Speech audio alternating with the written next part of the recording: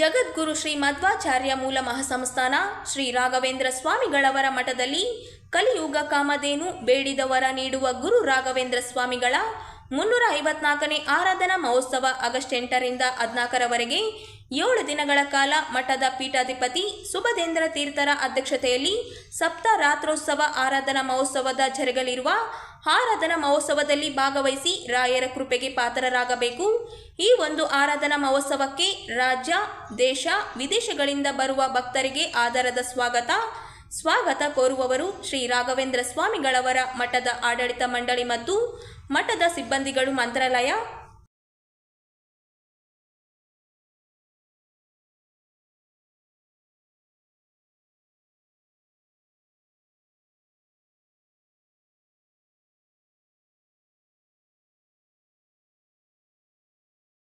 ಜಿಲ್ಲೆಯ ವಿವಿಧ ಖಾಸಗಿ ಶಿಕ್ಷಣ ಸಂಸ್ಥೆಗಳು ಅನುಭವಿಸುತ್ತಿರುವ ತೊಂದರೆಗಳ ಪರಿಹಾರ ಸೇರಿ ವಿವಿಧ ಬೇಡಿಕೆಗಳು ಈಡೇರಿಸುವಂತೆ ಆಗ್ರಹಿಸಿ ಜಿಲ್ಲೆಯ ವಿವಿಧ ಖಾಸಗಿ ಶಿಕ್ಷಣ ಸಂಸ್ಥೆಗಳ ಒಕ್ಕೂಟ ನಗರದ ಅಂಬೇಡ್ಕರ್ ವೃತ್ತದಲ್ಲಿ ಪ್ರತಿಭಟನೆ ನಡೆಸಲಾಯಿತು. ಜಿಲ್ಲೆಯ ಎಲ್ಲ ಖಾಸಗಿ ಶಾಲೆಗಳನ್ನು ಬಂದ್ ಮಾಡಿ ಸುಮಾರು 2,000ಕ್ಕೂ ಅಧಿಕ ಸಂಖ್ಯೆಯಲ್ಲಿ ಖಾಸಗಿ ಶಿಕ್ಷಕರು, ಬೋಧಕರು, ಬೋಧಕೀಯ ಸಿಬ್ಬಂದಿಗಳು ಪ್ರತಿಭಟನೆಯಲ್ಲಿ ಪಾಲ್ಗೊಂಡಿದ್ದರು. ರಾಜ್ಯ ಸರ್ಕಾರ ಕೂಡಲೇ ಖಾಸಗಿ ಶಾಲೆಗಳ ಜಿಎಸ್ಟಿ ಮುಕ್ತ ಮಾಡಬೇಕು ಸೇರಿ ವಿವಿಧ ಬೇಡಿಕೆ ಈಡೇರಿಸುವಂತೆ ಬೃಹತ್ ಪ್ರತಿಭಟನೆ ನಡೆಸಲಾಯಿತು. ನಗರದ ಅಂಬೇಡ್ಕರ್ ವೃತ್ತದಿಂದ ವಾಲ್ಕಟ್ ಮೈದಾನವರೆಗೂ ಬೃಹತ್ ಜಾಥಾ ನಡೆಸಲಾಯಿತು. ಶಾಲಾ ಕಾಲೇಜುಗಳ ಮಾನ್ಯತೆ ಮತ್ತು ನವೀಕರಣದಲ್ಲಿ ಸಾಕಷ್ಟು ಗೊಂದಲಗಳುಳ್ಳ ಅಂಶಗಳು ಒಳಗೊಂಡಿರುತ್ತವೆ. ನವೀಕರಣ ವ್ಯವಸ್ಥೆಗಾಗಿ ಇರುವ ತೆಗೆದುಹಾಕಿ ಅಂತರ್ಜಾಲದಲ್ಲಿ ಇರುವ ಕೆಲವು ಸಡಲಿಕೆ ಅಂಶಗಳನ್ನು ಮಾಡಲಾಗಿದೆ. ಅಗ್ನಿಶಾಮಕ ಸುರಕ್ಷತೆ ಪ್ರಮಾಣ ಪತ್ರ ಪಡೆಯುವುದು ಬಹಳ ಕಷ್ಟದ ಕೆಲಸವಾಗಿದೆ. ಕಾರಣ ವ್ಯವಸ್ಥೆಯನ್ನು ಸರಳೀಕರಣಗೊಳಿಸಿ ಪ್ರಮಾಣ ಪತ್ರ ನಿಯಮಿತ ಅವಧಿಯಲ್ಲಿ ಶಿಕ್ಷಣ ಸಂಸ್ಥೆಗಳ ಕೈ ಸೇರುವಂತೆ ಕ್ರಮ ಕೈಗೊಳ್ಳಬೇಕು. ಶೈಕ್ಷಣಿಕವಾಗಿ ಹಿಂದುಳಿದ ಕಲ್ಯಾಣ ಕರ್ನಾಟಕ ಭಾಗಕ್ಕೆ ಎಲ್ಲ ಸೌಕರ್ಯಗಳನ್ನು ನೀಡುವಂತೆ ಡಿ.ಎಂ. ನಂಜುಂಡಪ್ಪ ವರದಿಯಲ್ಲಿ ಉಲ್ಲೇಖಿಸಲಾಗಿದೆ. ಆದರೆ ಇದುವರೆಗೂ ಯಾವುದೇ ಕ್ರಮ ಕೈಗೊಂಡಿರುವುದಿಲ್ಲ. ಖಾಸಗಿ ಶಿಕ್ಷಣ ಸಂಸ್ಥೆಗಳ ಅಡಿಯಲ್ಲಿ ನಡೆಯುತ್ತಿರುವ ಕಾಲೇಜುಗಳನ್ನು ವೇತನ ಅನುದಾನಕ್ಕೆ ಒಳಪಡಿಸಬೇಕು. ಖಾಸಗಿ ಶಾಲಾ ಕಾಲೇಜುಗಳಲ್ಲಿ ಕೆಲಸ ನಿರ್ವಹಿಸುತ್ತಿರುವ ಬೋಧಕ ಮತ್ತು ಬೋಧಕಿಯರ ಸಿಬ್ಬಂದಿಯವರಿಗೆ ಸರ್ಕಾರದ ಅಡಿಯಲ್ಲಿ ಬರುವ ಸರ್ಕಾರದ ಆರೋಗ್ಯ ವಿಮೆ ಯೋಜನೆ ನೀಡಬೇಕು. ಖಾಸಗಿ ಶಾಲಾ ಕಾಲೇಜುಗಳ ಮಾನ್ಯತಾ ನವೀಕರಣ ಸಮಯದಲ್ಲಿ ಈಗಾಗಲೇ ಶಾಲಾ ಕಾಲೇಜು ಕಟ್ಟಡ ಹೊಂದಿರುವ ವಿದ್ಯಾಸಂಸ್ಥೆಗಳಿಗೆ ವಿಧಿಸಿರುವ ಭೂ ಪರಿವರ್ತನಾ ಷರತ್ತುಗಳನ್ನು ತೆಗೆದುಹಾಕಬೇಕು. ಜಿಎಸ್ಟಿಯಿಂದ ಖಾಸಗಿ ಶಿಕ್ಷಣ ಸಂಸ್ಥೆಗಳನ್ನು ಮುಕ್ತಾಯ ಮಾಡಬೇಕು ಎಂದರು.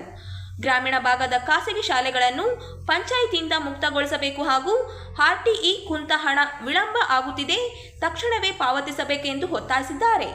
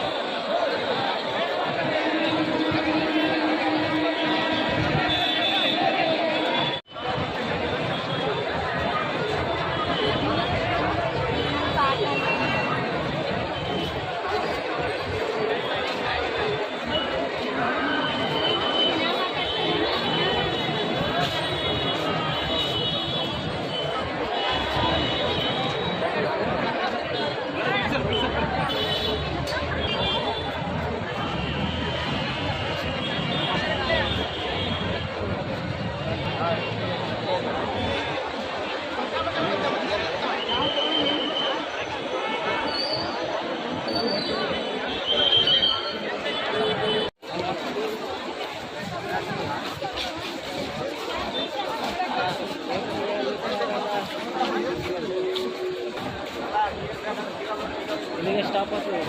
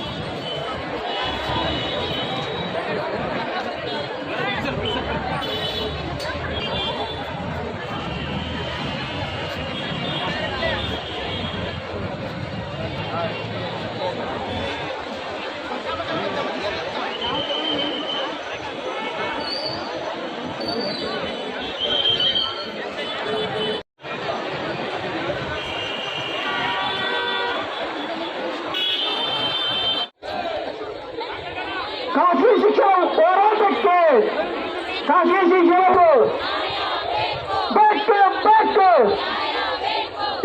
ನಿಜವಾಗಿ ಸುಮಾರು ಒಂದು 14 ಬೇಡಿಕೆಗಳು, ಮುಖ್ಯವಾದ ಬೇಡಿಕೆಗಳನ್ನು ನಾವು ಮಾಡ್ತಾ ಇದ್ದೀವಿ. ಮುಖ್ಯವಾಗಿ ಈಗ ಮುಖ್ಯವಾಗಿ ಏನಾಗುತ್ತೆ ಅಂದರೆ ಫೈರ್ ಸೇಫ್ಟಿ ಮತ್ತು ಇವತ್ತು ಬಿಲ್ಡಿಂಗ್ ಕಟ್ಟಡದ ವ್ಯವಸ್ಥೆ ಹಾಗೂ ಶಿಕ್ಷಕಿಯರಿಗೆ ಆಡಳಿತ ಮಂಡಳಿಯವರಿಗೆ ಪ್ರೊಟೆಕ್ಷನ್. ಯಾರ್ಯಾರೋ ಬೇರೆ ಬಂದು ಶಾಲೆಗಳಲ್ಲಿ ಹೋಗ್ತು ಕಿರಿಕಿರಿ ಮಾಡ್ತಾರೆ, ಅದಕ್ಕೆ ಸೂಕ್ತವಾದ ಕಾನೂನು ರಚನೆ ಆಗಬೇಕು. ಶಿಕ್ಷಕರಿಗೆ ಅವರಿಗೆ ಆರೋಗ್ಯ ವಿಮೆಯನ್ನು ಸರ್ಕಾರ ಕೊಡಬೇಕು. ಗ್ರಾಮಾಂತರ ಪ್ರದೇಶದಲ್ಲಿ ಇವತ್ತು ಅಲ್ಲಿ ಇದನ್ನು ಮಾಡೋಕ್ಕಾಗ್ತಾ ಇಲ್ಲ, ಎಣ್ಣೆ ಮಾಡ್ರಿ ಅಂತ ಹಳೆ 30 ವರ್ಷ 40 ವರ್ಷಕ್ಕೆ ಅದರಿಂದ ಮುಕ್ತಿಗೊಳಿಸಬೇಕು.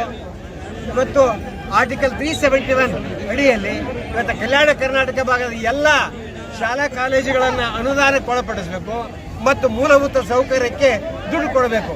ಕಲ್ಯಾಣ ಕರ್ನಾಟಕದಲ್ಲಿ ಈಗಾಗಲೇ ಆರ್ಟಿಕಲ್ 371J ಅಡಿಯಲ್ಲಿ ಕೂಡ ಎಲ್ಲ ಖಾಸಗಿ ಶಿಕ್ಷಣ ಸಂಸ್ಥೆಗಳಿಗೆ ಅನುದಾನ ಕೊಡಬೇಕಂತ ನಿಯಮ ಇದೆ. ಆ ನಿಯಮವನ್ನು ಜಾರಿ ಮಾಡ್ತಾ ಇಲ್ಲ. ಇವತ್ತು 5,000 ರೂಪಾಯಿ ಕೋಟಿಗಳನ್ನು ಸರ್ಕಾರ ಕೊಡ್ತದೆ. ಅದು ಮೂಲ ಆರೋಗ್ಯ ಮತ್ತು ಶಿಕ್ಷಣ ಮೂಲಭೂತ ಕರ್ತವ್ಯ. ಅದನ್ನು ವಿಫಲ ಆಗ್ತಾ ಇದೆ ಅಂತ ನಾವು ಇವತ್ತು ಸರ್ಕಾರಕ್ಕೆ ಮನವಿ ಮಾಡ್ತಾ ಇದ್ದೀವಿ ಮತ್ತು ಈ ಮನವಿಯ ಮೂಲಕ ಇದನ್ನು ಈಡೇರಿಸ್ತಾರೆ. ಈಗ ಅಧಿವೇಶನ ಕೂಡ ನಡೀತಾ ಇದೆ. ಶಿಕ್ಷಕಿಯರಿಗೆ 1995 ನಂತರ ಇರುವ ಎಲ್ಲ ಶಾಲಾ ಕಾಲೇಜುಗಳನ್ನು ಕೂಡ ಇವತ್ತು ಅನುದಾನಕ್ಕೆ ಒಳಪಡಿಸಬೇಕು. ಮತ್ತು ಇನ್ನೊಂದು ವಿಶೇಷ ಏನಂದ್ರೆ, ಸುಮಾರು ಖಾಸಗಿ ಶಿಕ್ಷಣ ಸಂಸ್ಥೆಯ ಒಂದು 300-350 ಬಸ್ಗಳನ್ನು ಚುನಾವಣೆಯಲ್ಲಿ ತಗೊಳ್ತಾರೆ.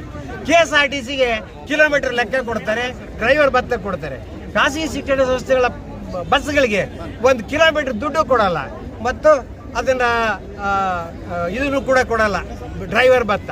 ಅವರ ಶಾಲೆಗಳೇ ಬರೆಸ್ತವೆ. ಕಾರಣ ಅದು KSRTCಗಾಗಲಿ ಖಾಸಗಿ ಸಂಸ್ಥೆ ಯಾವ ನೀವು ನಿಯಮಾವಳಿಗಳಿಗೆ KSRTC ಅನ್ವಯಿಸಿದಿರೋ ಅದೇ ನಿಯಮಗಳನ್ನು ಕೂಡ ನಮಗೂ ಅನ್ವಯಿಸಬೇಕು. ಪ್ರೈವೇಟ್ ಸ್ಕೂಲಿನ ಬಸ್ಗಳು ತಗೊಂಡಾಗ ಅದನ್ನು ಕೂಡ ಮಾಡಿಕೊಡ್ಬೇಕು ಅನ್ನೋದು ನಮ್ಮ ಉದ್ದೇಶ. ಇವತ್ತು ತಮ್ಮ ಮೂಲಕ ನಮ್ಮ ಸರ್ಕಾರಕ್ಕೆ ಮುಟ್ಟುತ್ತೆ ಅಂತ ಭಾವಿಸಿ ತಮ್ಮೆಲ್ಲರಿಗೆ ಧನ್ಯವಾದಗಳನ್ನ ಅರ್ಪಿಸ್ತೇನೆ.